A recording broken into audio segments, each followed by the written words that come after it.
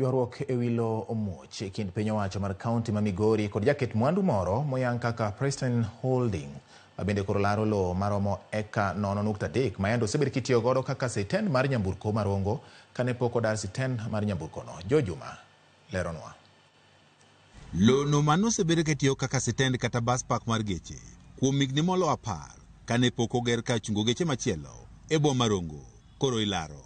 Tarik 16 mar dwe mar 5 mar higani, joala e bwo kambino ma ong'ere kaka Pristine Holdings ne odhi e doho kawacho ni lowo ni mare, kendo doho ne ogolo chik mondo lowo ni ma piny owacho mar kaonti ma Migori dhi e nyime kod chenrogo mag gero kar yweyo mag oganda ma ong'ere kaka Recreational Park. Kik piny owacho mar kaonti ma Migori dhi nyime kod chenrono ka irito kes. Ka gitimo kamano ma gisechungo waka, lakini kontrakta mna omiyo thuolo ka ni bed gi chien rit ang'o, rit mondo wawach ni yo makare. Ke jana dwaro ang'o, adwaro luwo chike mag thurwa ka.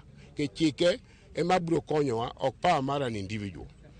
Ka dene en mar sirikal, ang'o omiyo nja gidar ka gidhi bathe kocha. Dak ne giger stage ka.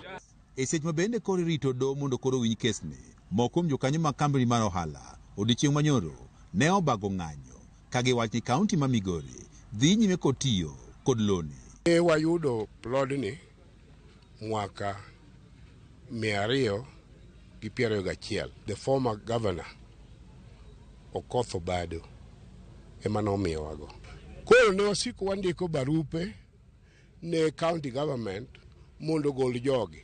Gigolo jogi mos manyaka bang'e to gidhi gigolo gite. Ka gisegolo gite to wabiro ka. Piny owacho mar kaonti ma Migori ka otele kod apisa maduong' e migawo mar lowo e kaonti ma Migori Andrew Mwera oramo ni lowo ni en mar piny owacho mar kaonti ma Migori. This particular parcel is a public land that does not belong to individuals. We have been hearing issues here and there that this particular land ownership is in doubt, and that this particular land, there are specific people who are saying that this particular land is theirs. From the integrated development plan for Rongo sub-county that is running for 10 years, this land has been earmarked for the development of a recreational public park for Rongo municipality. Mwera wacho ni chenro mar gero kar yweyo mar jopiny dhi nyime ka tielo mokwongo en chielo loni kendo keto rangach. Ywarruok ma kamae biro e kindeno ma migawono mar lowo e kaonti ma Migori wacho ne gikedo kod jogo matemo yako lopego mag piny owacho. We are aware, we know there are specific cartels who have been disturbing us specifically to do with the matters lands.